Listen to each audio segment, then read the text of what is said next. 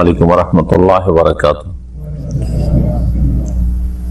إن الحمد لله نحمده ونستعينه ونستغفره ونعوذ بالله من شرور أنفسنا ومن سيئات أعمالنا من يهده الله فلا مضل له ومن يضلل فلا هادي له وأشهد أن لا إله إلا الله وحده لا شريك له وأشهد أن محمدا عبده ورسوله صلى الله تعالى عليه وعلى آله وصحبه وسلم تسليما كثيرا. أما بعد فقد قال المؤلف حفظه الله تعالى: أحكام الإمامة. الأولى بالإمامة أي الأحق بها، وهذا إنما يكون في مسجد لا إمام له راتب أو في جماعة مستقلة عن المساجد. الأولى بالإمامة، الأولى بالإمامة الأقرأ لكتاب الله تعالى أي الأكثر حفظا لكتاب الله تعالى، وقيل هو الذي يجيد قراءة القرآن بأن يعرف مخارج الحروف ولا يلحن فيها ويطبق قواعد القراءة من غير تكلف ولا تنطع، ويكون مع ذلك يعرف فقه صلاته وما يلزم فيها كشروطها وأركانها وواجباتها ومبطلاتها، لأن الأقرأ في زمن النبي صلى الله عليه وسلم يكون أفقه। মহান আল্লাহ সমস্ত প্রশংসা যে আল্লাহ রাব্বুল আলামিন 5 ওয়াক্ত সালাত ফরজ করেছেন এবং পুরুষদের জন্য জামাতে সালাত আদায় করা, নামাজ পড়া ফরজ করেছেন। জামাত সহকারে যখন নামাজ পড়বেন তখন একজন ইমামত করবেন, যিনি ইমাম হবেন, আর বাকিরা মুক্তাদি তার অনুসরণ করবেন। নবী মুহাম্মদ রাসূলুল্লাহ সাল্লাল্লাহু আলাইহি ওয়াসাল্লামের উপর সালাতু সালাম হোক, যিনি মসজিদে নববীতে ইমামত করেছেন আর সাহাবায়ে কেরামগণ তার মুক্তাদি ছিলেন। আজকের যে ধারাবাহিক আমাদের ফিকহের আলোচনা চলছে তাতে দর্শের বিষয়বস্তু হচ্ছে ইমামতির বিধিবিধান, আহকামুল ইমামা। লেখক বলছেন যে ইমামতির হুকুম, আহকাম, বিধিবিধান। ইমামত সম্পর্কে বিভিন্ন রকমের মাসলা মাসাইল রয়েছে। তার মধ্যে একটি হচ্ছে যে ইমামতির হকদার কি ইমাম হবে। অনেকে আছেন একজন ইমাম হবে, সবাই তো ইমাম হতে পারছে না, তো ইমাম তো একজনকে বাছাই করবেন, কে হবে এই বিষয়টি, এবং কোন মসজিদে এইরকম আপনার অবস্থা হবে যে যেখানে আপনি চিন্তা করবেন যে কাকে ইমামতি দেওয়া যায়। আগে থেকে এক জায়গায় ইমাম নিযুক্ত আছে আর তারপরে অনেক লোক তার পেছনে নামাজ পড়ার জন্য এসে, সেখানে প্রশ্ন ওঠে না, কারণ ইমাম নিযুক্ত আছেই। ওর চাইতে শ্রেষ্ঠ যদি চলে আসে তখন আর ওকে বলা যাবে না তুমি পিছনে সরে যাও, কারণ ইমাম নিযুক্ত আছে। হ্যাঁ, নিজে থেকে যদি ছেড়ে দেয় তাহলে সেটা আলাদা কথা। আমার চাইতে শ্রেষ্ঠ, আমার চাইতে বেশি জ্ঞানী গুণী, আমার চাইতে যোগ্য ব্যক্তি এসছে, সুতরাং আমি পিছনে সরে গেলাম, ইমামতি করেন। সে যদি অফার করে তাহলে ঠিক আছে। এরকম অনেক মাসলা মাসাইল রয়েছে। কাকে রাখবেন সিরিয়াল 1 নম্বরে, 2 নম্বরে, 3 নম্বরে, 4 নম্বরে, 5 নম্বরে, এই বিষয়গুলি আজকে আসবে। আর তারপরে আসবে যে বেশ কিছু ত্রুটি আছে দিনের দিক থেকে, আকীদা, ইবাদত, আখলাকে, যেই ত্রুটিগুলির কারণে, যে ভুল ভ্রান্তি বা অন্যায়ের কারণে, পাপের কারণে ইমামতির যোগ্য থাকে না।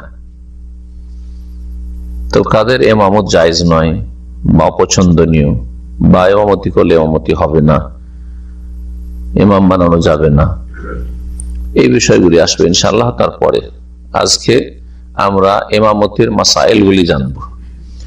বলছেন লেখক যে আল আউলা বিল ইমামাতি আই আল আহাক্কু বিহা, ইমামতির অধিক হকদার, ইমামতি করার যে বেশি যোগ্য, এই যোগ্য কি, এই বিষয়টি নিয়ে আলোচনা হবে। আর এটা কোথায় হবে? ওয়াহাযা ইন্নামা ইয়াকুনু ফি মাসজিদিন লা ইমামা লাহু রাতিব, সেটা এমন মসজিদে হইতে হবে যেই মসজিদে পেশ ইমাম কেউ নেই। আমাদের ভারত বাংলাদেশ কি বলে?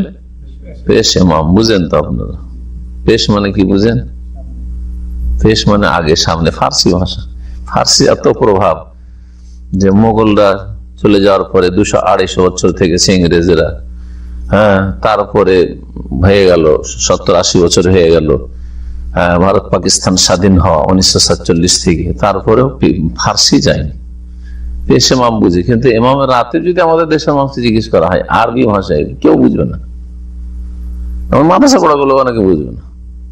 হ্যাঁ, ফার্সির এত প্রভাব। এমামের রাতে মানে যে নিযুক্ত নির্ধারিত এমাম, যে 5 ওয়াক্ত নামাজের ইমামতির জন্য নির্ধারিত বা নিযুক্ত, যার যে লিস্টেড হয়ে আছে যে অমুক হচ্ছে ইমাম, সেটা সরকারের তরফ থেকে হোক অথবা মসজিদের যে মুতাওয়াল্লি মালিকের পক্ষ থেকে হোক, অথবা মসজিদের যারা দায়িত্বশীল রয়েছে একাধিক জন তাদের পক্ষ থেকে হোক, মসজিদের যারা মুসল্লি মহল্লার লোক তাদের পক্ষ থেকে হোক, নিযুক্ত আছে একজন, ও হচ্ছে ইমামে রাতে আরবিতে। বলছেন এমন মসজিদে এই বিষয়টি দেখা যাবে যে আমাদের মধ্যে কে ইমামতের বেশি হকদার। আমরা এতগুলো লোক হাজির হয়েছি, ঠিক আছে না, নামাজ পড়বো, কোন ওয়াক্তের নামাজ মাগরিবের সাথে, আসার পরে আমরা কি কল্পনা জল্পনা করতে পারবো যে আমাদের মধ্যে থেকে কে ইমামতি করবে? এখানে পারবো? কখন পারবো? যদি ইমাম নিযুক্ত না থাকে, বা ইমাম ইমামতি করে চলে গেছে, তারপরে এসেছি আমরা, এখন দ্বিতীয় জামাতে তৃতীয় জামাতে নামাজ পড়বো, এখন আমাদের মধ্যে থেকে একজন ইমাম হইতে হবে এইরকম জায়গায়। অথবা মসজিদ নাই, কোথাও মাঠে ঘাটে সফরে, অথবা কোনো জায়গায় কোনো বিল্ডিং এ আছেন আপনারা, যেটা মসজিদ নাই, সেখানে আপনারা কি করছেন? জামাত কায়েম করতে চান, জামাতে নামাজ পড়বেন, এখন একজন ইমামতি করবে। তখন দেখতে হবে যে আমাদের মধ্যে থেকে ইমামতির বেশি হক রাখে, অধিকার রাখে, কাকে ইমাম বানানো যায় কোরআন এবং হাদিসের দৃষ্টিতে। কিন্তু যেখানে ইমাম অলরেডি নিযুক্তই আছে, যেমন এই মসজিদ, ইমাম সরকার পক্ষ থেকে কি আছে? নিযুক্ত আছে। ইমামের চাইতে যতই বড় আলেম আল্লামা চলে আসুক, আর যতই বড় হাফেজ চলে আসুক, কার অধিকার নেই যে নিজে থেকে গিয়ে আগে চলে যাবে। যদি ইমাম সাহেব কাউকে অনুমতি দেয় যে আপনি নামাজ পড়েন, তখন আলাদা কথা। হ্যাঁ, সে তানাজুল করলো, আপনারা তানাজুল বুঝেন, যেহেতু এক কফিল থেকে আর কফিল কাছে যান, ওটাকে আপনার তানাজুল বলেন। সেজন্য আসলে তানাজুল মানে সারেন্ডার করা, নিজের হকটা কাউকে দিয়ে দেওয়া, নিজের হকটা কাউকে দিয়ে দেওয়া। তো আপনার এক কফিল থেকে আর কফিল কাছে যাওয়াকে তানাজুল করা কেন বলেন? কারণ আপনার যে কফিল, তার অধিকার যে তার আপনার কাছ থেকে কাজ নেবে, সে এই হকটা কি করলো? সারেন্ডার করলো, অন্য কাউকে দিয়ে দিল, যে আমার দরকার নেই কাজের, এই লোক আমি রাখবো না, এই লোক তোমাকে দিয়ে দিলাম। জি, আজকে বুঝলেন, তানাজুল বুঝলেন, আজকে দুনিয়ার তানাজুল এটা। কিন্তু দিনের ক্ষেত্রে তানাজুল যে আপনি হয়তো এক ক্ষেত্রে হক রাখেন, আপনি নিজের সময়টা বা নিজের স্থানটা, পদটা দিয়ে দিলেন। বলছেন যে এই বিষয়টি ইমামতির হকদার বেশি কে, এই বিষয়টি আসবে কখন?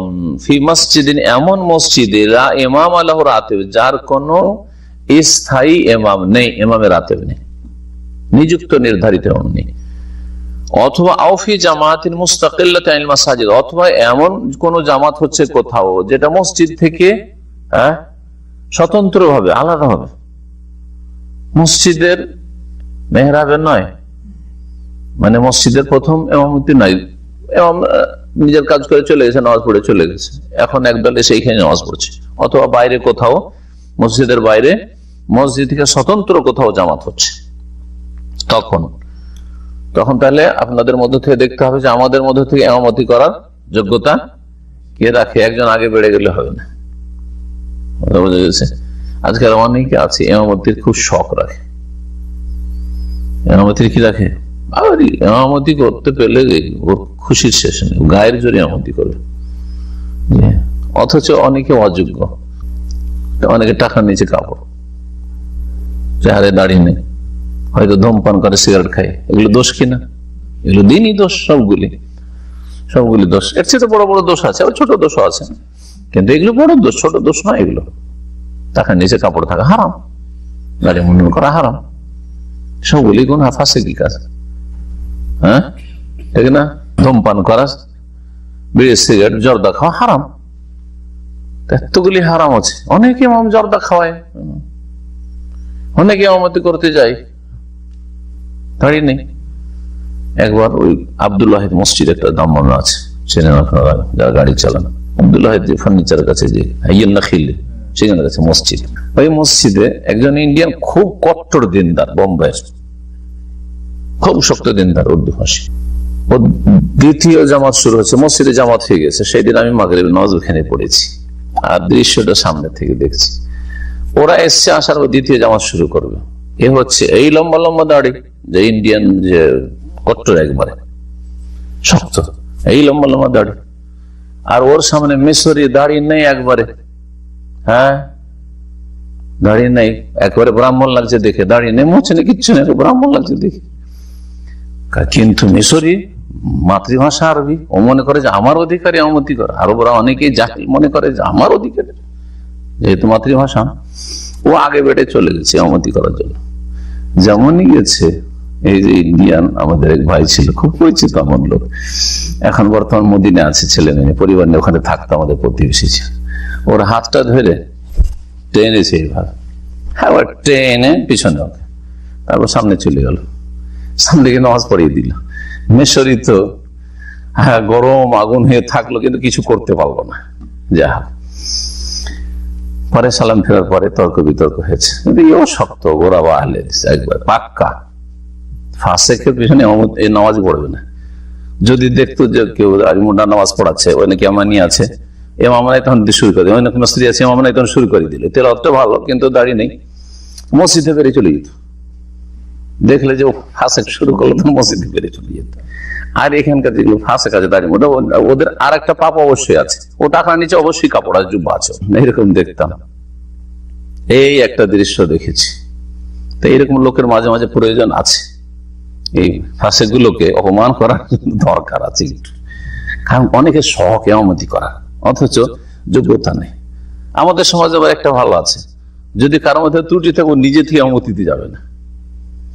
একটা লোক দাড়িওয়ালা আছে, আর একটা লোক দাঁড়িয়ে নেই, তো কখনো দাড়ি যার নাই সে আগে থেকে এমতি করতে যাবে না, না আমাদের যোগ্যতা নেই, বাবা তুমি করো।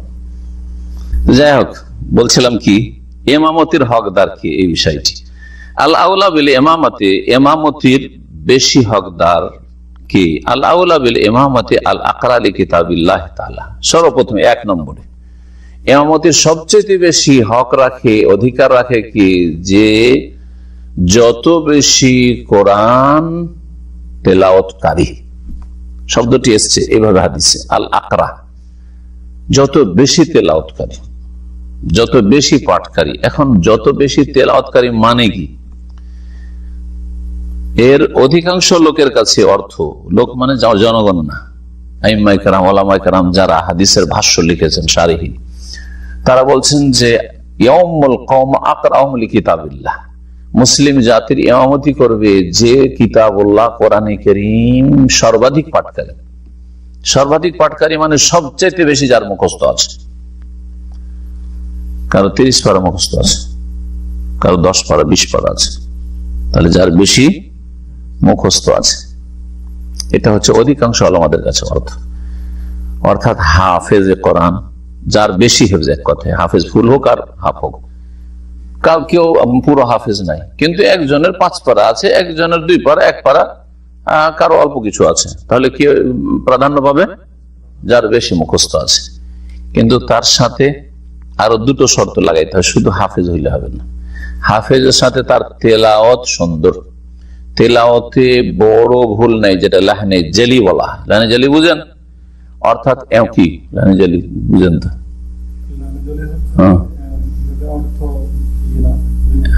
এমন ভুল করা যে ভুলের কারণে কি হয়ে যায়? অর্থ পরিবর্তন হয়ে যায়।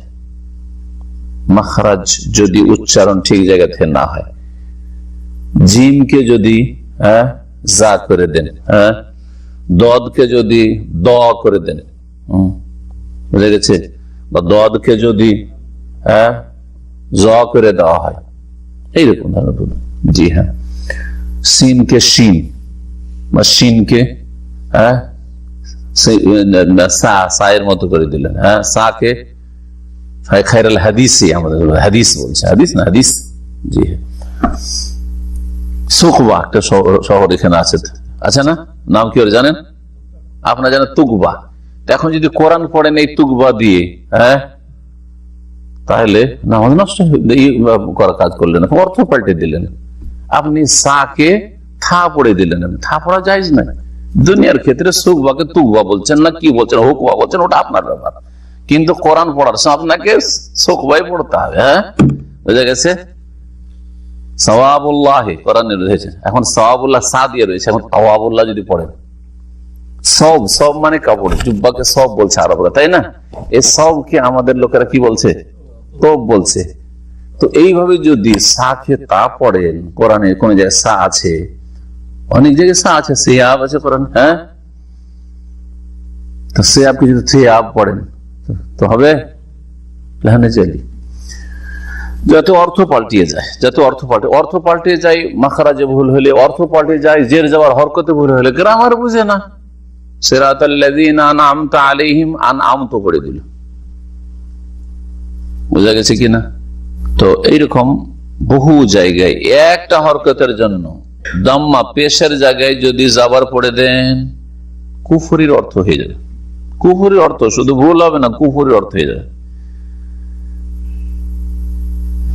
দাম্মা পেশের জায়গায় যদি জের পড়ে দেন, একেবারে কুফরি। সূরা তওবার একটা আয়াত রয়েছে, হ্যাঁ, ইন্নাল্লাহা বারিউম মিনাল মুশরিকিনা ওয়া রাসূলুহু, নিশ্চয় আল্লাহ এবং তার রাসূল সাল্লাল্লাহু আলাইহি সাল্লাম, আল্লাহ এবং তার রাসূল মুশরিক থেকে, হ্যাঁ, সম্পর্কহীন, মুশরিক থেকে সম্পর্কহীন। বারিউন, আল্লাহর কোন সম্পর্ক নেই মুশরিকের সাথে, আর রাসূল সাল্লাল্লাহু আলাইহি সাল্লামের কোন সম্পর্ক নেই মুশরিকের সাথে। এই ঘটনা বর্ণনা করা হয়েছে যে আলী রাদিয়াল্লাহু তাআলা জামানায় কোন একজন অনারব কোরআন পড়তে যায়, ও তো গ্রামার, তখন গ্রামার হয়নি, গ্রামার তৈরি হয়নি, নাহুসার। আর অনারবরা আরবি বলতে গেলে ভুল হবেই, আজমিরা বিশেষ করে এরা, তখন আজম ছিল, ফার্সি ভাষা তাদের ছিল।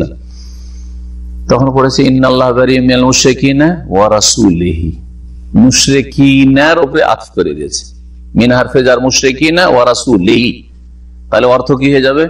নিশ্চয়ই আল্লাহ সম্পর্ক ছেদ করছেন মুশরিক থেকে আর তার রাসূল থেকে। মানে আল্লাহর কোন সম্পর্ক নেই কার সাথে? মুশরিকের সাথে আর রাসূলের সাথে। তো যদি কেউ এই কথা বলে, কুফরি কথা না। রাসূলুহু হচ্ছে সহি অর্থ, আর রাসূলিহি বললে কুফরি অর্থ। তো এইরকম যদি কেউ ইমাম সাহেব হয় আর হাফেজে কোরআন, কিন্তু তার এই সব জের জবর হরকতের কি পার্থক্য হলে কি থেকে অর্থ হবে সেগুলো জ্ঞান না থাকে, তাহলে কেমন করে হবে? ভুল তো মুখস্থ করে থাকতে পারে, অনেকে ভুল মুখস্থ করে রেখেছে। বোঝা গেছে কিনা? তাহলে যেন বড় লাহান না হয়। যেগুলি হচ্ছে অলংকারের দিক, লাহানি খাফি, অলংকারের দিকে ভুল করছে। অলংকার হচ্ছে ইদগাম, হ্যাঁ, নাকের টানে কোন জায়গায় পড়া, ইন্না, ইখফা, ইজহার, কালব মিন বাদে ইকলাব, এগুলো তো অর্থ পাল্টে না। এগুলোর খেয়াল রেখে পড়লে সুন্দর লাগে, আর না হলেও তো সুন্দর লাগবে না শুনতে। তো এইটাও ঠিক থাকতে হবে, কোরআন বেশি মুখস্থ থাকতে হবে, তার সাথে কি থাকতে হবে জানেন? সহি শুদ্ধ পড়নেওয়ালা হয়, জি, তাজবীদের সাথে। 3 নম্বর, নামাজের ফিকহি মাসলা মাসাইল যেন জানা থাকে। নামাজের শর্তাবলী জানা আছে, শুরুত, নামাজের আরকান জানা আছে, রুকুন ফরজ কি, নামাজের ওয়াজিবাত জানা আছে, নামাজের সুন্নত গুলি জানা আছে, নামাজ কিসে ভঙ্গ হয় জানা আছে, নামাজে কোন জায়গায় কোন ধরনের ভুল হইলে সহজে দিয়ে ঘাটতি পূরণ করতে হবে, কোন জায়গায় কোন ধরনের ভুল হয়ে গেলে সহজে দিয়ে কাজ হবে না, ওই রাকাতটা বাতিল হয়ে যাবে, ইত্যাদি জানতে হবে। তাহলে নামাজ সম্পর্কে কি হতে হবে? তাকে আলেম হইতে হবে। এই গুণের সাথে যদি বেশি মুখস্থ থাকে, নামাজের মাসলা মাসাইল জানা আছে, কারণ ইমামকে নামাজের মাসলা সবগুলি জানতে হবে, মুক্তাদির না জানলেও চলে, ইমাম যা করবে তাই করে দিবে, ঠিক কিনা? যদিও মুক্তাদিরও জানা জরুরি, যে আমল করবে সে সম্পর্কে, কিন্তু মুক্তাদি যদি খুঁটিনাটি নাও জানে, ইমাম সহসিজদা করেছে, ও সহসিজদা করলো, ও জানে না যে এখানে সহসিজদা জরুরি কি জরুরি নয়, করতে হবে হবে না, সহসিজদা ঘাটতি পূরণ হবে কি হবে না, হয়তো অসুবিধা নেই, কারণ ও কি করলো? ইমামের ইক্তেদা করলো, ইমাম যা করলো তাই করলো, কিন্তু ইমামকে তো জানতে হবে। তাহলে ইমামকে নামাজের ফিকহ সম্পর্কে জ্ঞান রাখতে হবে, নামাজ সম্পর্কে মাসলা সম্পর্কে জানতে হবে। 3টি কথা মনে থাকবে, বেশি মুখস্থ আছে, সুন্দর তেলাওয়াত করতে পারে, আর নামাজের মাসাইল ফিকহ নামাজ সম্পর্কে তার ফিকহ আছে, জ্ঞান আছে, এইরকম ব্যক্তি 1 নম্বরে থাকবে। এরকম ব্যক্তি ইমামতি 1 নম্বরে থাকবে। নবী করিম সাল্লাল্লাহু আলাইহি ওয়াসাল্লামের জামানায় নবী সাল্লাল্লাহু আলাইহি ওয়াসাল্লাম অসুস্থ হলে কাকে ইমামতি দিয়েছিলেন? আবু বকর সিদ্দিক রাদিয়াল্লাহু তাআলা কে। নবী করিম সাল্লাল্লাহু আলাইহি ওয়াসাল্লামের ইন্তেকালের পরে কে ইমাম হয়েছেন? হ্যাঁ, আগে থেকে দিয়ে দেওয়া হয়েছে মৃত্যু সজ্জায় যখন, মুরু আবু বকর ফালিউসাল্লি বিন নাস, আবু বকর বলো লোকজনকে নামাজ পড়াক, ঠিক না? অথচ শুধু কেরাত যদি হইতো আর শুধু হেফজে, কে বেশি হাফেজ আর কার কেরাত বেশি ভালো, তো মশহুর কারি, প্রসিদ্ধ কারি সাহাবায়ে কেরামদের মধ্যে এবং প্রসিদ্ধ হাফেজ হচ্ছেন উবাই বিন কাব রাদিয়াল্লাহু তাআলা আনহু, তামিম দারি রাদিয়াল্লাহু তাআলা আনহু, এর ওমর রাদিয়াল্লাহু তাআলা জামানায় তারাবির ইমামতি করতেন। কিন্তু 5 ওয়াক্তের নামাজের ইমামতি করতেন আমিরুল মুমিনিন খলিফাতুল মুসলিমিন রাদিয়াল্লাহু তাআলা আনহু। তারাবির ইমামতির জন্য যার বেশি মুখস্থ আছে, যার তেলাওয়াত বেশি সুন্দর, যে ভালো কারি, তাকে আগে বাড়ানো হয়েছে ওমর রাদিয়াল্লাহু জামানায়। কি বোঝা গেল? যে যদি শুধু বেশি হেফজ আছে, মানে হাফেজ হওয়ার ভিত্তিতে অথবা ভালো কারি হওয়ার ভিত্তিতে ইমামতিতে প্রাধান্য হওয়া যদি শরীয়ত সম্মত হইতো, তো আবু বকর রাদিয়াল্লাহু তাআলা নবী সাল্লাল্লাহু আলাইহি ওয়াসাল্লাম ইমামতি দিতেন না, কাকে দিতেন? উবাই বিন কাবকে দিতেন। হ্যাঁ, তা করেননি। এই কথাগুলি বলার উদ্দেশ্য হচ্ছে যে ধরেন আমাদের মধ্যে একজন এমন আছে যার কোরআন মুখস্থ আছে মোটামুটি, হ্যাঁ, আর কোরআন শুদ্ধও পড়ে, আর নামাজ সম্পর্কে ভালো জ্ঞানী, নামাজের মাসাইল জানা আছে, দিনের জ্ঞান আছে, আলেমের কথা আমাদের ভাষায় কি আলেম। আর একজন আছে এই আলেমের চাইতেও ভালো কারি, আলেমের চাইতেও ভালো হাফেজ, কিন্তু নামাজের মাসালা মাসাইল সম্পর্কে অত জ্ঞান নেই। তাহলে কে প্রাধান্য পাবে? যে আলেম শুদ্ধ কোরআন পড়ে এবং বেশি মুখস্থ আছে, সে প্রাধান্য পাবে, যেমন আবু বকর রাদিয়াল্লাহু তাআলা প্রাধান্য পেয়েছে। এখন আসেন, বলছেন লেখক যে ইমামতির সবচেয়ে বেশি হকদার কে? যে আল আকরা লি কিতাবিল্লাহ তাআলা, মহান আল্লাহর কিতাবের যে বেশি পাঠকারী। এর অর্থ হচ্ছে আল আকসারু হিফযান লি কিতাবিল্লাহ, যার সবচেয়ে বেশি কোরআন মুখস্থ আছে। ওয়াকিলা, কেউ কেউ বলেছেন যে আল্লাযী ইয়াজিদু কিরাআতাল কোরআন, যে বেশি সুন্দর আর সহি শুদ্ধ কোরআন তেলাওয়াত করে। বিআন ইয়ারিফ, কিভাবে? মাখরাজাল হুরুফ, প্রত্যেকটি অক্ষরের মাখরাজ বুঝে। ওয়ালা ইয়ালহানু ফিহা, তাতে ভুল করে না। ওয়ায়ুতাব্বিকু কাওয়াইদাল কিরাআতি, আর কিরাতের যে কায়দা কানুনগুলি রয়েছে, হ্যাঁ, তাজউইদের, সেগুলি বাস্তবায়ন করে, প্র্যাকটিক্যাল করতে পারে। মিন গায়রি তাকাল্লুফিন, তাতে বেশি লৌকিকতা করে না। তাকাল্লুফ মানে হচ্ছে বাড়াবাড়ি করা। এই তাকাল্লুফ মিশরের কারীদের মধ্যে আর ভারত, বাংলাদেশ, পাকিস্তান কারীদের মধ্যে তাকাল্লুফ রয়েছে, বাড়াবাড়ি, একবারে এমন টান দেওয়া আর এমন করে পড়া দিছে, গলাকে ফুলিয়ে রক্ত ফুলিয়ে। দেখেছেন না? দেখেন নাই? হ্যাঁ, এটা হচ্ছে তাকাল্লুফ না। পক্ষান্তরে আপনি দেখেন হারমাইন শরীফের, মক্কা মদিনার ইমামদের কিরাত দেখেন, নরমালি সাধারণ যেমন তেলাওয়াত হচ্ছে, কিন্তু সুন্দর কিরাত, শুনতে ভালো, কোন তাকাল্লুফ, তাতে লৌকিকতা আর টান টোন এইসব নেই, ঠিক কিনা? পার্থক্য দেখেন ভালো করে। আমাদের সমাজে প্রভাব ছিল ওই মেসরিকারীদের, যার ফলে ওই তরিকা থেকে অধিকাংশ কারি আর হাফেজরা পড়ে শুনে বড় হয়েছে। কিন্তু আসলে সেটা তাকাল্লুফ, ওয়ালা তানাত্তু, এবং সেটা বাড়াবাড়ি, এটা বাড়াবাড়ি। এইরকম আজানের ক্ষেত্রেও, আজান নবী সাল্লাল্লাহু আলাইহি ওয়াসাল্লামের জামানার আজানে এই বাড়াবাড়ি ছিল না, চলছে একবারে, হ্যাঁ, বুঝা গেছে কিনা? জি, লম্বা। মিশরীদের অনুসরণ ভারত, বাংলাদেশ, পাকিস্তানে মুয়াজ্জিন আজান দিচ্ছেন না দেশে, যে এটা তাকাল্লুফের বাড়াবাড়ি। এইরকম ছিল না বেলাল রাদিয়াল্লাহু আনহু আজান, যেমন দেখছেন মক্কার আজান, মদিনার আজান চলে আসছে, পরম্পরা ওইরকম চলে আসছে। বেশি ওইরকম আছে না, নরমালি সুন্দর করে ভালো লাগছে, কিন্তু একেবারে এমন টান টান একেবারে না, ওইরকম কিছু না। এর সাথে সাথে যেন নামাজের ফিকহ তার জানা থাকে, নামাজের মাসাইল জানা থাকে। নামাজে কি জরুরি তা শুরুতে হয়, যেমন নামাজের শর্ত কি, একজন ইমামকে জানতে হবে যে নামাজের শর্ত কি। তারপর ওয়ারকানে, নামাজের রুকনগুলি কোনগুলি, যেগুলি একটা ছুটে গেলে নামাজ হবে না। ওয়াজিবাত, নামাজের ওয়াজিবগুলি জানবে। নামাজ বিনষ্টকারী মুবতালাতে, নামাজ কিসে বাতিল হয়, নষ্ট হয়, সেগুলো জানবে। লিআন্নাল আকরা, কেন এগুলো কোথা থেকে পাওয়া গেল? নবী সাল্লাল্লাহু আলাইহি সাল্লামের জামানার আমল থেকে পাওয়া গেল। কারণ নবী সাল্লাল্লাহু আলাইহি ওয়াসাল্লামের জামানায় যেই ব্যক্তি বেশি হাফেজও হইতো সে দিনের মাসলাও বেশি জানতো। আবু বকর রাদিয়াল্লাহু তাআলা হেফজেও কম ছিলেন না, আর শুদ্ধ কেরাতেও কম ছিলেন না, তার সাথে ফিকহ দিনের জ্ঞানে সবচেয়ে বেশি ছিলেন, সবচেয়ে বড় ছিলেন।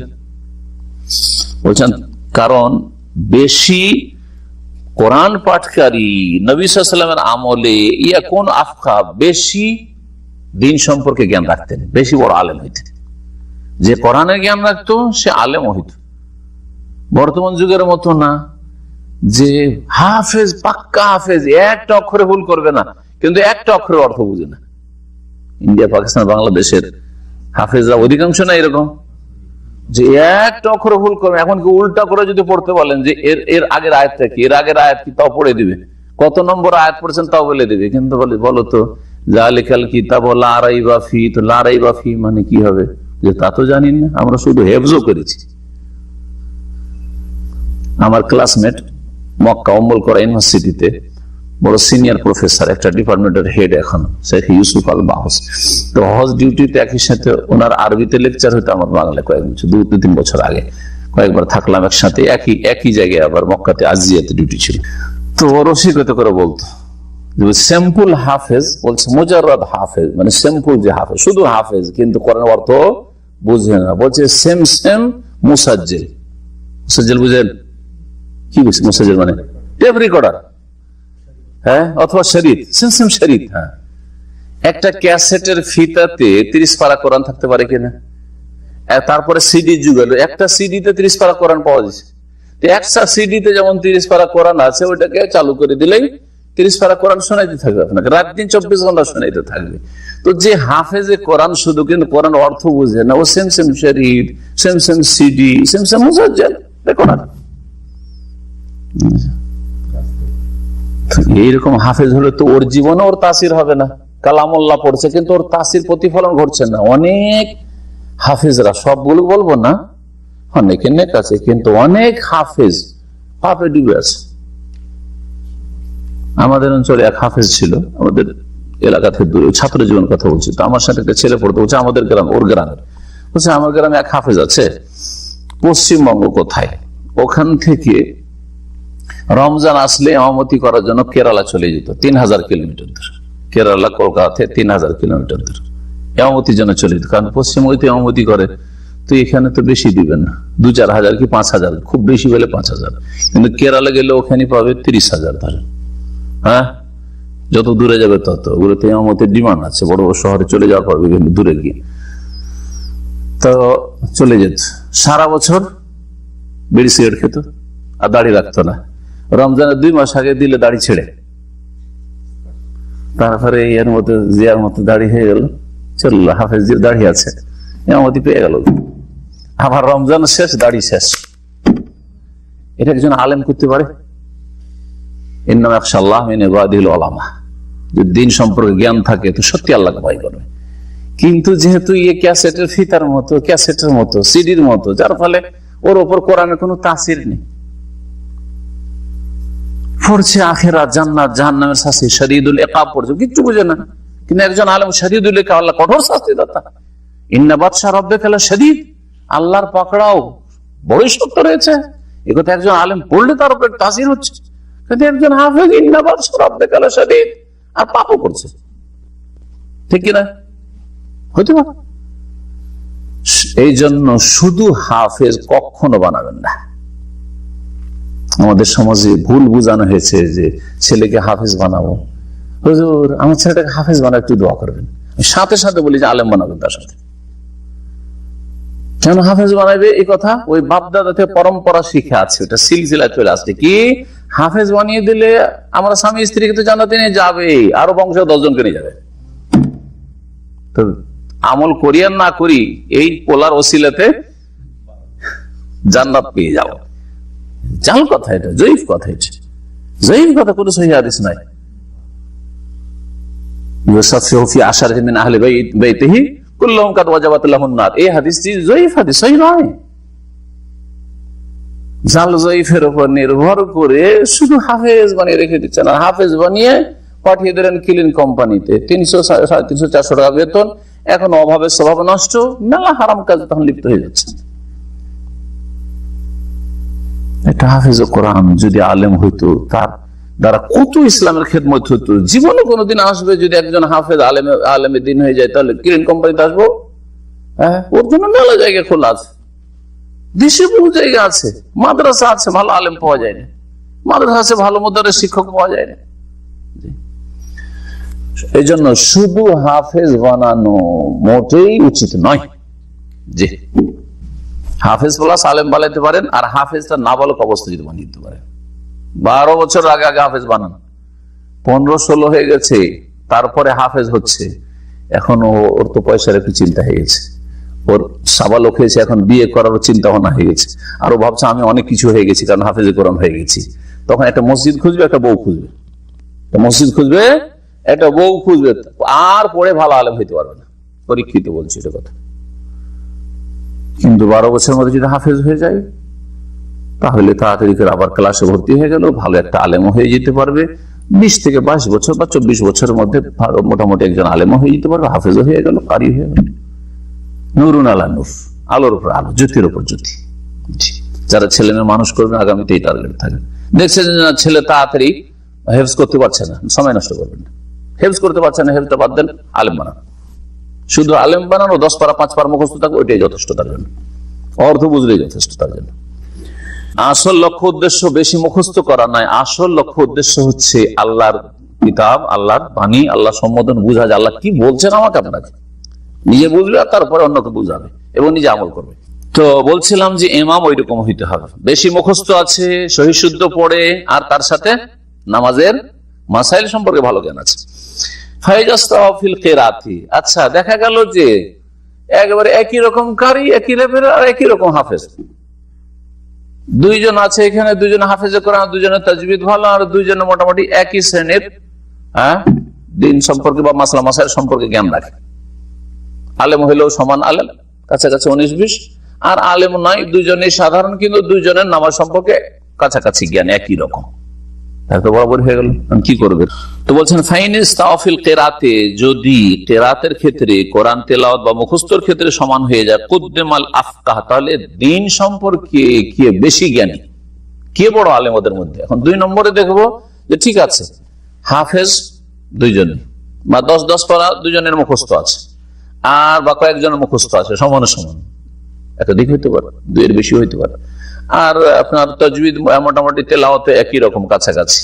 তাহলে দেখবো যে এই 2 জন বা 10 জনের মধ্যে কে বেশি ইলম রাখে দিন সম্পর্কে, নামাজ সম্পর্কে, তার সাথে সাথে দিনের মাসলা। নামাজের আগে আকীদার মাসলা, আকীদা জানে, আরেকজন আকীদা সম্পর্কে, একজন আকীদা জানে না, বিদআতি আকীদা, তো ওখানে বিদআত বাধা ওকে ইমামতি দিতে, কিন্তু বিদআত করে না হয়তো, কিন্তু আকীদা তাওহীদ সুন্নাহ সম্পর্কে বেশি জ্ঞান রাখেন, আরেকজন তাওহীদ সুন্নাহ সম্পর্কে বেশি জ্ঞান রাখেন। নামাজের মাসাইল জানার আগে আপনাকে তাওহীদের মাসাইল জানতে হবে, যে কোনটা শিরক, কোনটা তাওহীদ। তাহলে 2 নম্বর কি আসলো? আলেম। জি, আলেম।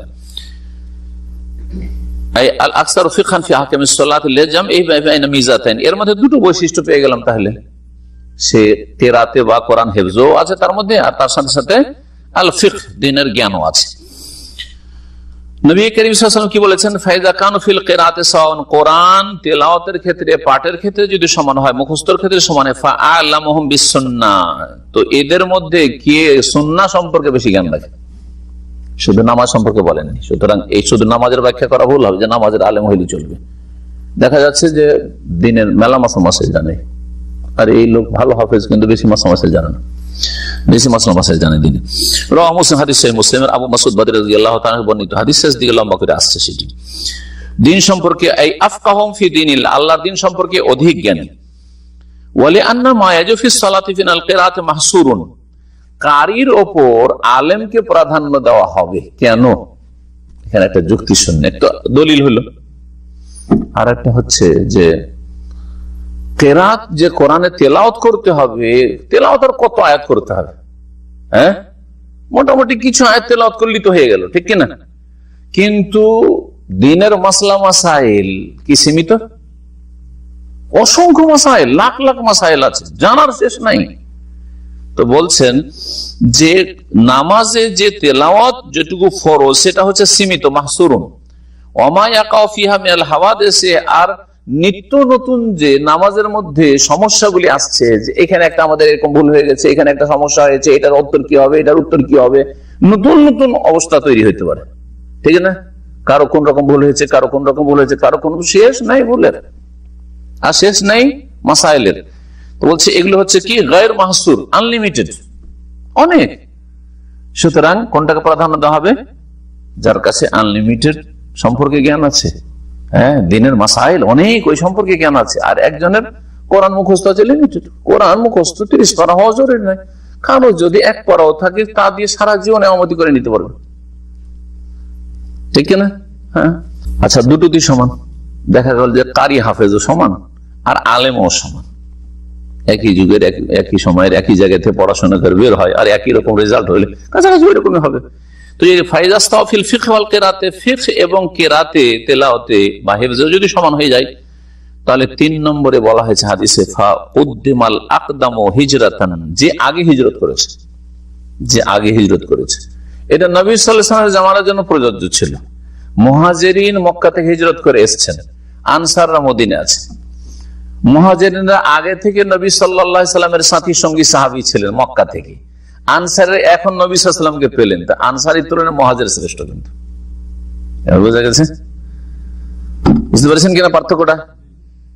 নবী সাল্লাল্লাহু আলাইহি সাল্লাম যখন হিজরত করে আসলেন তখন না আনসারীরা নবী সাল্লাল্লাহু আলাইহি সাল্লামের সোহবত পেলেন, সংসর্গ পেলেন, সাথী হইতে পারলেন। পক্ষান্তরে মুহাজির হইতে পারে যে 10 বছর আগে থেকে ইসলাম কবুল করে মক্কাতে নবী সাল্লাল্লাহু আলাইহি কাছে শিখছে, বা 1 বছর আগে 2 বছর আগে, তাহলে সিনিয়র হয়ে গেল না?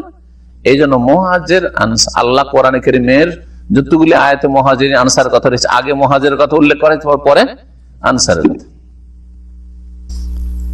যে আগে হিজরত করেছে। হিজরতের ক্ষেত্রে একজন নবী সাল্লাল্লাহু আলাইহি ওয়াসাল্লামের সাথে হিজরত করেছে ওই সময়, আরেকজন 2 বছর পর 3 বছর পর হিজরত করেছে। কে সিনিয়র? যে আগে হিজরত করে এসেছে। কারণ যে আগে হিজরত করে এসেছে সে আসার নবী সাল্লাল্লাহু আসার সাথে সাথে নবী সাল্লাল্লাহু আবার পেয়ে গেছে, তার কাছ থেকে শিখছে, তারপরে একটা মর্যাদা ফজিলত পেয়েছে। শুধু শিখার ক্ষেত্রে নয়, এটা সিনিয়রিটি, ফজিলত ইসলামের ক্ষেত্রে। কারণ সেই যুগে হিজরত কি ছিল? ফরজ ছিল, ফরজ কাজে আগে বেড়ে এসেছে। 3 নম্বরে তাহলে মুহাজির। এখন তার ওই হিজরত নেই, তাই না? এখন আর হিজরত নেই, মুসলিম দেশে হিজরত নেই, তবে কাফের দেশ থেকে এখনো হিজরত বাকি আছে। অথবা যেখানে মুসলিম দেশ, নামে মাত্র মুসলিম দেশ, কিন্তু সেখানে আপনি ঠিকভাবে ইসলাম পালন করতে পারছেন না, এমন পাপের জায়গা, শিরকের জায়গা, বেদাতের জায়গা, তাহলে ওই জায়গা থেকে আরেক জায়গা, ওই এলাকা থেকে আরেক এলাকা হিজরত করেন, এটা আছে। এটা কিয়ামত পর্যন্ত বাকি থাকবে। হক এবং বাতিলের যতদিন পর্যন্ত সংঘর্ষ চলতে থাকবে, হ্যাঁ, তাওহীদ সুন্নাহর যতদিন শত্রু থাকবে ততদিন হিজরত থাকবে। লা তানকাতুল হিজরাতু মা কুতিলাল আদু, নবী সাল্লাল্লাহু আলাইহি হাদিস রয়েছে। আবার মক্কা বিজয়ের পর হিজরত নেই, মক্কা বিজয়ের পরে মক্কা থেকে আর মদিনার হিজরতের কোনো মূল্য নেই। মক্কায় থাকলে যে ফজিলত, মদিনা থাকলে যে ফজিলত। কিন্তু মক্কা বিজয়ের আগে পর্যন্ত 8 হিজরি পর্যন্ত মক্কা থেকে মদিনা হিজরত করে ইসলাম কবুল করলে ফরজ ছিল, ফরজে আইন ছিল। হিজরত করেছো, দৌড় দাও নবী সাল্লাল্লাহু আলাইহি ওয়াসাল্লাম কাছে, নবী সাল্লাল্লাহু মদিনায় আছে, ফরজ ছিল। যে যাবে না সে কাবিরা গুনাহগার। জি, কিন্তু হিজরতের পর না, হিজরত বাদাল ফাতহ, নবী সাল্লাল্লাহু আলাইহি ওয়াসাল্লাম বলেছেন মক্কা বিজয়ের পরে আর হিজরত ওয়ালাকিন জিহাদুন ওয়া নিয়্যাহ, আল্লাহর রাস্তায় জিহাদের যদি এলান হয় তো নবী সাল্লাল্লাহু আলাইহি ওয়াসাল্লাম করেন, তো নবী সাল্লাল্লাহু আলাইহি ওয়াসাল্লাম সাথ দাও, এই কথা রয়েছে। ওয়া নিয়্যাতুন, এবং সৎ নিয়ত রাখো, যে কোনো নেক কাজে, ভালো কাজে অংশ নেওয়ার জন্য প্রস্তুত থাকো। 3 নম্বরে তাহলে হিজরত হলো, ওটা তো এখন নাই, তাহলে ওটা অফ গেল। কিন্তু 3 নম্বর ধরে রাখে, হিজরত সময় একই সাথে 2 জন সঙ্গী হয়ে মদিনা পৌঁছেছে, তাহলে কি করবেন? এখন দেখতে হবে এই 2 জনের মধ্যে কে আগে ইসলাম কবুল করেছে। বলছেন কুদ্দিমাল আসবাকু ইসলামান, কে আগে ইসলাম গ্রহণ করেছে। 1 ঘন্টা আগে ইসলাম আগে গ্রহণ করেছেন, যে আপনি আমতি করেন, কারণ আমার আগে আপনি মুসলিম হয়েছে। ঠিক আছে, আমরা সকলে এখন জন্মগত মুসলিম, তাহলে আমাদের মধ্যে কি বলা যায় কি আগে ইসলাম গ্রহণ করেছে বলা যাবে কি? হ্যাঁ, কিন্তু কি আগে দুনিয়া এসছে এটা বলা যাবে। বয়সে কে বড়, হ্যাঁ ওইটা আছে শেষখানে, শেষ সমাধান ওইটা, শেষ সমাধান হচ্ছে ওটা। কি আছে তারপর বলছেন সুম্মাল আকবর সিন্নান, তারপর এতেও যদি সমান হয়ে যায়, একই সাথে 2 জন গিয়ে নবী সাল্লাল্লাহু আলাইহি ওয়াসাল্লামের কাছে ইসলাম গ্রহণ করেছে, বা 2 জন নিউ মুসলিম একই সময় একই টাইমে এসে ইসলাম গ্রহণ করলো ইসলামের সেন্টারে, আর একজন ইমাম একজন মুক্তাদি 2 জন মিলে জামাত করবে, এখন কি আমতি করবে? একই সাথে আর একই সমান শিখেছে, সবকিছুতে সমান হয়ে যাচ্ছে। এমনকি ইসলাম কবুল করা তো সমান, নিউ মুসলিমের ক্ষেত্রে প্রযোজ্য। সব কিছুতে নিউ মুসলিমের দল হয়, আর সব একই দিনে কলেমা পড়েছে, আর একই সমান শিখেছে, হ্যাঁ একই সমান মুখস্থ আছে, সবগুলো তো বরাবর বরাবর সমান সমান। কি করবেন তাহলে? বয়সে কি বড় দেখতে হবে? এদের মধ্যে এ হচ্ছে বয়সে বড়, এরা সব ছোট। সুতরাং কব্বির কব্বির, বড় কে আমতি দাও, যে বয়সে বড় তাকে আমতি দাও। এটা হচ্ছে শেষ। ওতেও যদি সমান হয়ে যায়, হাদিস আর নাই, এতটুকু আছে হাদিস, সাধারণত এটি সমাধান হয়ে যাবে। কিন্তু যদি ও দেখা যায় যে না বয়সে একই দিনে জন্ম দুজনের, তখন একটা সমাধান আছে, সেটাই শেষ সমাধান বলে শেষ করছে। সেটা হচ্ছে দেখতে হবে এখন দিন তাকওয়াতে কে বেশি পরেজগার। এতে গিয়ে পার্থক্য হয়ে যাবে। দুইজনে একই রকম তাকওয়া পরেজগারি তো হতেই পারে না আমলের ক্ষেত্রে। একজন হয়তো সালাতুদ দুহা, চাষতের নামাজ পড়ে কিন্তু তাহাজ্জুদ পড়ে না, একজন তাহাজ্জুদ গুজার, পার্থক্য হয়ে যাবে। হ্যাঁ, একজন একেবারে হারাম মুক্ত, কোন হারাম রিজিক তার নেই, আর একজনের কিছু সন্দেহ আছে, পার্থক্য হয়ে গেল। একজনের সকাল সন্ধ্যার জিকির আজকার পাবন্দির সাথে আছে, আরেকজন সকাল সন্ধ্যার জিকির করে না, সব রকম। হ্যাঁ, পার্থক্য হবে না? হবে না, অবশ্যই পার্থক্য হয়ে যাবে। তো বলছেন যে নবী করিম সাল্লাল্লাহু আলাইহি ওয়াসাল্লাম বলেছেন শেষ সমাধান, আকবারুকুম, তোমাদের মধ্যে যে বেশি বড় সে ইমামতি করবে। কারাকে বলেছিলেন? যারা একসাথে এসে নবী সাল্লাল্লাহু আলাইহি ওয়াসাল্লামের কাছে ইসলাম গ্রহণ করেছিল, আর তারা 15 দিন অবস্থান করেছিল, 15 দিনে সমান সমান শিখেছে, কারণ সবাই নবী সাল্লাল্লাহু আলাইহি ওয়াসাল্লামের আলোচনায় দর্শে বসছে, একই রকম শিখেছে। আর তারপরে ফিরে যাচ্ছে, নবী সাল্লাল্লাহু বুঝতে পেরেছেন সবগুলো যুবক ছিল, ওরা মালিক বিন হুয়াইরিসের হাদিস আসছে, সব যুবক। নবী করিম সাল্লাল্লাহু আলাইহি ওয়াসাল্লাম বুঝছেন যুবকদের অবস্থা, 15 দিন হয়ে গেছে, সব নতুন নতুন বিয়ে করেছে আর স্ত্রী ছেড়ে এসছে, এদের বেশি দিন এখানে থাকা ঠিক না, যাও তোমরা যাও, আর যাওয়ার পরে যারা ইসলাম গ্রহণ করেন তোমাদের বংশধর তোমাদের এলাকায় তাদেরকে ইসলামের দাওয়াত দাও, আর যারা ইসলাম গ্রহণ করবে তাদেরকে তোমরা যা শিখলে 15 দিনে শিখাও, যাও, আর বিবিদের সাথে থাকো। মুত্তাফাকুন আল হাদিস, বুখারী মুসলিমের মিন হাদিস মালিক বিন হুয়াইরিস, মালিক বিন হুয়াইরিস রাদিয়াল্লাহু তাআলা আনহু থেকে বর্ণিত হাদিস। ওই হাদিসে রয়েছে, যে হাদিসটাকে ইঙ্গিত করে লম্বা হাদিস, বলছেন মালিক বিন যে রাসূলুল্লাহ সাল্লাল্লাহু আলাইহি ওয়াসাল্লাম সবচেয়ে বেশি দয়ালু ছিলেন। আমরা যে কি অবস্থায় আছি মানসিক দিকে, তাও নবী সাল্লাল্লাহু আলাইহি ওয়াসাল্লাম উপলব্ধি করছেন। 15 দিন যখন হয়েছে বুঝতে পারছেন নবী সাল্লাল্লাহু আলাইহি ওয়াসাল্লাম এরা সব যুবক মানুষ, আর বিয়ে করে স্ত্রী ছেড়ে এসছে, আর বেশি আমাদের যাতে কষ্ট না হয়, যাও যাও তোমাদের শিখা হয়েছে, যথেষ্ট মোটামুটি হয়েছে, যাও তোমরা বিবিদের কাছে যাও, আমরা সব স্বভাব ছিলাম, যুবক ছিলাম, যাও। লাকাদ জাআকুম রাসূলুম মিন আনফুসিকুম আজিজুন আলাইহি মা আনিতুম হারিসুন আলাইকুম বিল মুমিনিনা রাউফুর রহিম। কত দয়ালু, কত সহনশীল ছিলেন, যে মানুষের এই কথাটা উপলব্ধি করছে যে যুবক মানুষ কেমন করে থাকবে, যাক বিবির কাছে যাক। সাল্লাল্লাহু আলাইহি ওয়াসাল্লাম লিআন্না কিবার সিন্নি ফিল ইসলাম ফাযিলাতুন, বলছেন যে ইসলামে বয়সের দিক থেকে বেশি হওয়া বা বয়োজ্যেষ্ঠ হওয়া, এটা একটা শ্রেষ্ঠত্ব, ফজিলত। আপনার মুসলিম জীবন হচ্ছে 30 বছরের, আরেকজনের ইসলামী জীবন মুসলিম জীবন হচ্ছে 40 বছরের, বা আর 2 বছর বেশি, তাহলে 2 বছরের সিনিয়র সে, 2 বছরের নামাজ তার খাতাতে বেশি আছে আমলনামায়, এটা ফজিলত তার। যে যত নেকির অবস্থায় বয়স বেশি পাবে তার ফজিলত বেশি,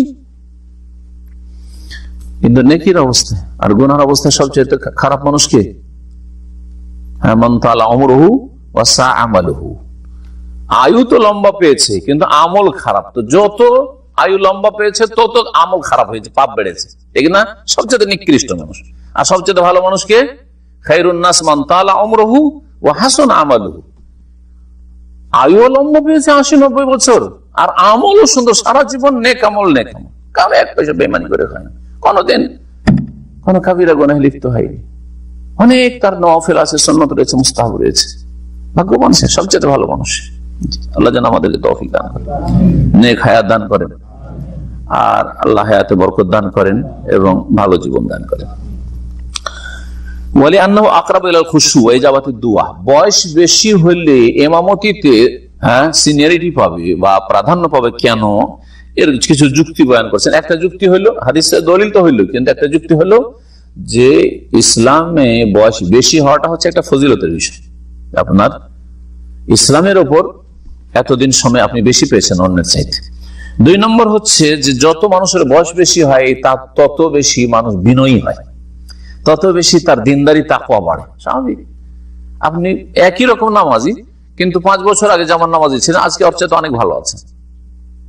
যদি অধিকাংশ লোকের ক্ষেত্রে বলছি, কিছু লোক আছে উল্টো দিকে ফিরে যায়, গুমরাহ, কিন্তু অধিকাংশ লোকের ইমান কি হচ্ছে, বৃদ্ধি পাচ্ছে। কিন্তু বয়সের সাথে সাথে ইমান বৃদ্ধি পাচ্ছে, আমল বৃদ্ধি পাচ্ছে।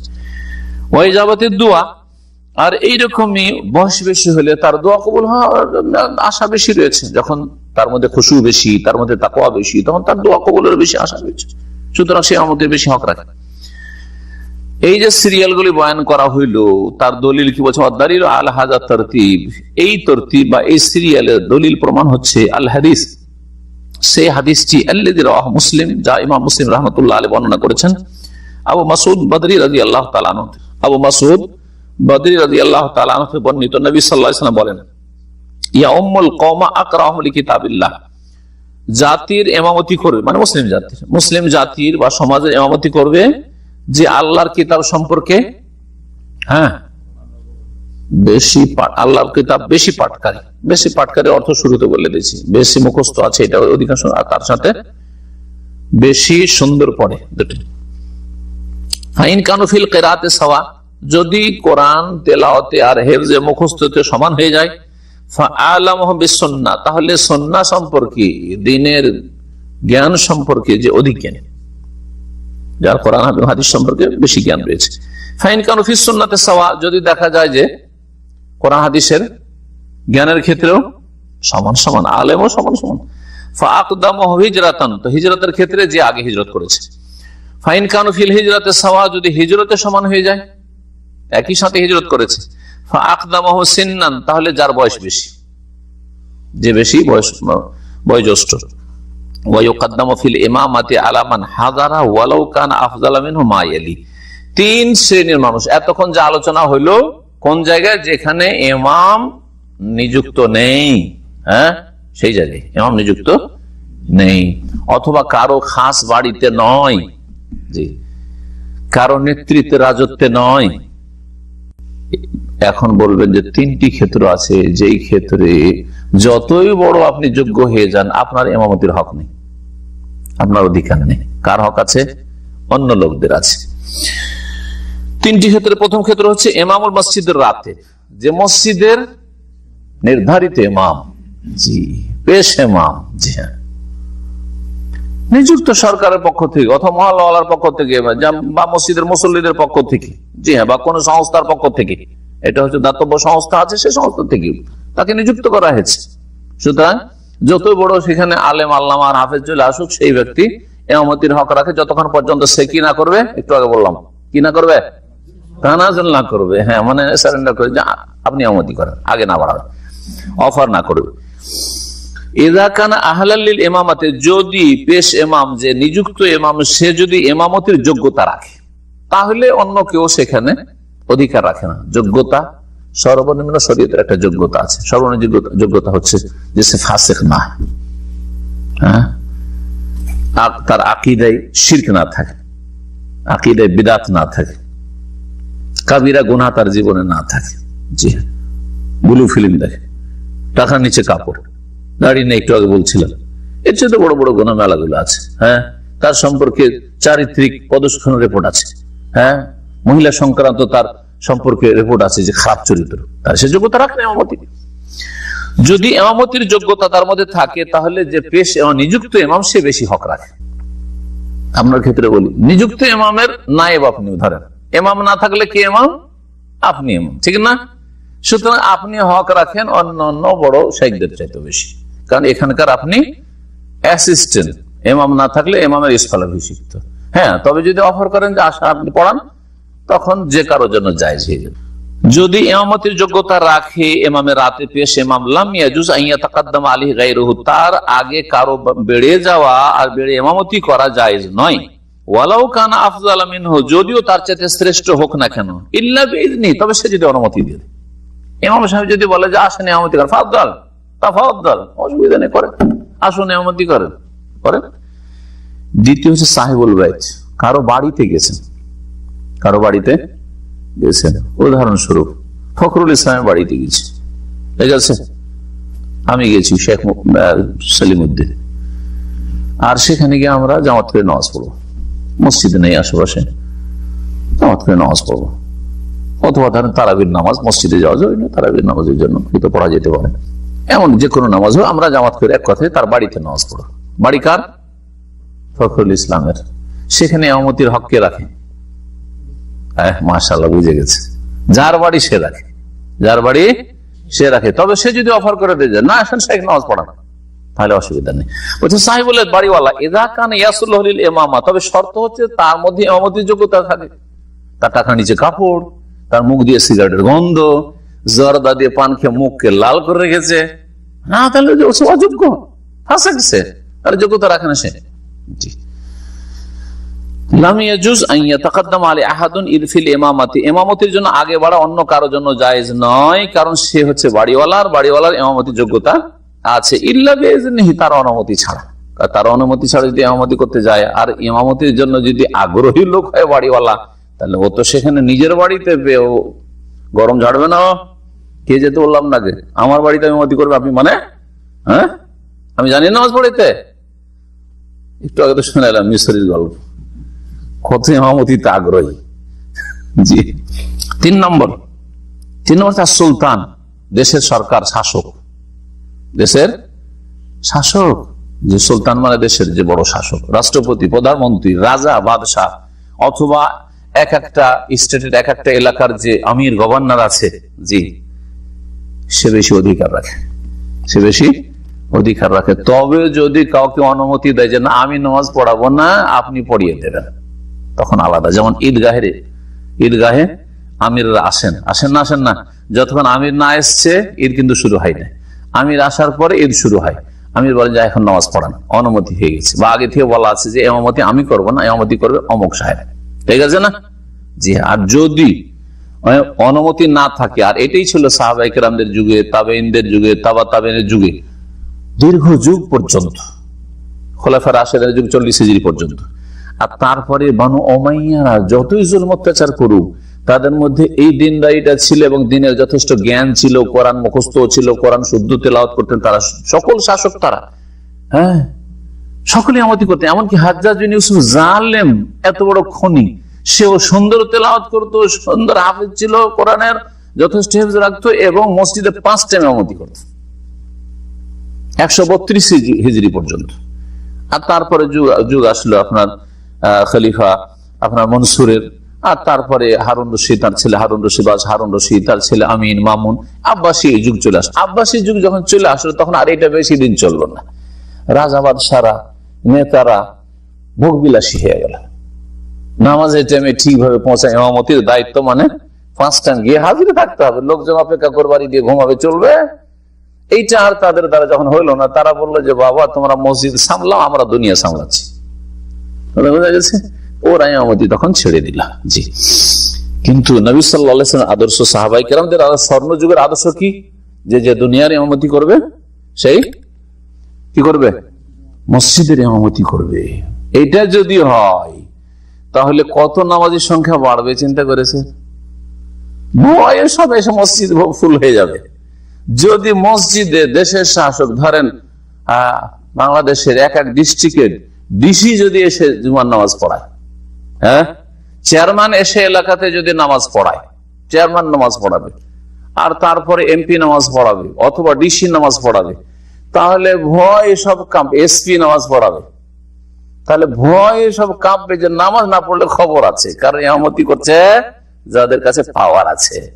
কে কে আসে না মসজিদে, একটা কথা বললে সব নামাজ হয়ে যাবে দেশে, হবে না? হবে না? জি, এটার প্রয়োজন রয়েছে, কিন্তু বড় দুঃখের বিষয় আজকে শাসক বেশি হক রাখে ইমামতির। এমনকি ইমাম নিযুক্ত আছে না, এখানে যে কোনো মসজিদে ইমাম নিযুক্ত আছে, যদি শাসক চলে আসেন, দেশের শাসক, রাজা বাদশাহ বা রাজা বাদশার প্রতিনিধি, ধরেন আমির চলে এসছে, তাহলে উনি বেশি হক রাখেন ইমামতির। এখানে আর ইমামের অনুমতি নেওয়ার কোনো দরকার নেই, এখানে কারণ ইনি হচ্ছেন মসজিদের ইমাম, ইমামে আসগার, আর দেশের ইমাম হচ্ছেন ইমামে আকবর। ওটাকে বলা হয়েছে ইমামাতে কুবরা আর ইমামাতে সুগরা, দুটো ভাগ আছে। ইমামাতে কুবরা মানে বৃহৎ নেতৃত্ব। বৃহৎ নেতৃত্ব কার কাছে? যার আন্ডারে মসজিদ আছে, যার আন্ডারে গোটা দেশ আছে। আর ইমামতে সুগরা যার ছোট ইমামতি, যার আন্ডারে কি আছে? বাস মসজিদ। আর মসজিদও কতটা? মসজিদের পুরো কিছুর মালিক না, মসজিদের শুনে ইমামতির ওই মুসাল্লার মালিক। নামাজ শেষ হলে শেষ। বোঝা গেছে কিনা? জি হ্যাঁ। তো বলছেন সুলতান শাসক আহুয়াল ইমামুল আজম, যিনি হচ্ছেন কি? ইমামে আজম মানে ইমাম আজম মানে ইমাম আবু হানিফা রাহিমাহুল্লাহ নাকি? না, ইমাম আজম মানে হচ্ছেন দেশের মহান ইমাম, বড় ইমাম, বড় নেতা। আর নায়েবহু অথবা তার স্থলাভিষিক্ত, প্রত্যেক এলাকার স্থলাভিষিক্ত আছে। প্রত্যেক এলাকার গভর্নর, রাজ্যপাল, ভারতে রাজ্যপাল, প্রত্যেক স্টেটে কি আছে? রাজ্যপাল আছে, বা আপনার মুখ্যমন্ত্রী আছে। এইরকম ধরেন প্রত্যেক ডিস্ট্রিক্টের যে দায়িত্বশীল যারা আছে এরা। শাসকের সামনে ইমামতিতে কেউ বাড়বে না ইল্লা বিইজনি, তার অনুমতি ছাড়া। যে কোনো মসজিদে দেশের শাসক যদি আসেন আর ইমামতির যোগ্যতা থাকে, তাহলে তার অনুমতি ছাড়া কেউ ইমামতি করবে না। বাইতুল মুকাররম মসজিদে দেশের রাষ্ট্রপতি এসে হাজির, আর দেশের রাষ্ট্রপতি শুদ্ধ তেলাওয়াত করতে পারে, নামাজের মাসলাও জানা আছে, আর বেশ কিছু কোরআন মুখস্থ আছে, তাহলে কে হক রাখে ইমামতির? আর বাইতুল মুকাররমের পেশ ইমাম তখন ইমামতি করার অধিকার রাখে না। দেশের যে রাষ্ট্রনায়ক তিনি এই অধিকার রাখে। এটা হচ্ছে দ্বীন ইসলাম। জি, ইযা কানা ইয়াসলহু লিল ইমামা, তবে যেন যোগ্যতা থাকে তার মধ্যে ইমামতির, যোগ্যতা থাকে ইমামতির। যোগ্যতা শুরুতে বুঝে নিয়েছেন, নামাজের মাসাইল জানতে হবে, কোনখানে সহসিজদা লাগবে, কোনখানে লাগবে না, শুরুত, আরকান, ওয়াজিবাত, সুনান, মুস্তাহাব জানতে হবে। আর তার সাথে শুদ্ধ তেলাওয়াত হইতে হবে, তার সাথে কোরআন মুখস্থ থাকতে হবে, যা দিয়ে নামাজ পড়িয়ে দিতে পারে। ওয়া দালিলু যালিকা, এর দলিল হচ্ছে মা রাওয়াহু মুসলিম, সেই হাদিসটি যা ইমাম মুসলিম রাহিমাহুল্লাহ তার সহিহ কিতাব বর্ণনা করেছেন। নবী সাল্লাল্লাহু আলাইহি ওয়াসাল্লাম বলেন, ওয়ালা ইয়াউমান্নার রাজুলু রাজুলা ফি বাইতিহি ওয়ালা ফি সুলতানিহি ইল্লা বিইজনিহি, কোন পুরুষ ব্যক্তি অন্য কোন পুরুষ ব্যক্তির বা কোন ব্যক্তির বাড়িতে গিয়ে যেন ইমামত না করে।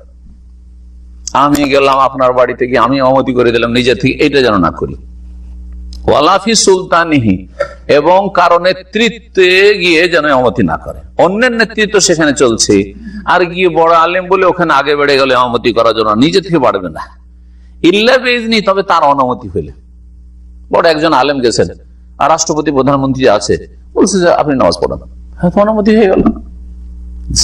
ইল্লা বিইজনি। সুলতানি মানে মাহাল্ল বেলায়েতে, যেখানে তার নেতৃত্বের কি রয়েছে, যেখানে তার নেতৃত্ব রয়েছে, নেতৃত্বের স্থান। আও মা ইয়ামলিকুহু, অথবা যার মালিক, যেই স্থান বা যে এলাকা বা যে দেশের মালিক। এই ছিল আজকের আলোচনা। আশা করি ইমামত সম্পর্কে যথেষ্ট জেনেছেন। আল্লাহ রাব্বুল আলামিন যেন আমাদেরকে সঠিক জিনিস জেনে সেই অনুযায়ী আমল করার তৌফিক দান করেন। আগামী সপ্তাহের আলোচনা আসছে মান লা ইউআল্লাফ আল ইমামাতা ফিস সালাত, নামাজে কার ইমামতি চলবে না, কোন শ্রেণীর অসৎ লোকদেরকে বা অযোগ্য লোকদেরকে ইমামতি দেওয়া ঠিক নাই, জায়েজ নাই, বা তাদের ইমামতি ঠিক নাই। এই আলোচনা করি ইনশাআল্লাহ তাআলা আসবে। আল্লাহ রাব্বুল আলামিন আমাদের নেক আমল কবুল করেন, এবং আল্লাহ যেন আমাদেরকে উপকারী ইলম দান করেন, ভালো আমলে তৌফিক দান করেন, রুজি আল্লাহ যেন হালাল দান করেন, এবং রুজিতে যেন বরকত দান করেন। যেসব ভাইদের কাজকর্ম নেই আল্লাহ যেন ভালো কাজের ব্যবস্থা করে দেন। আল্লাহ আমাদের সমস্ত বালা মুসিবত থেকে হেফাজতে রাখেন, সমস্ত ফিতনা থেকে বাঁচিয়ে রাখেন। ওয়া সাল্লাল্লাহু আলা নবিয়িনা মুহাম্মদ ওয়া আলা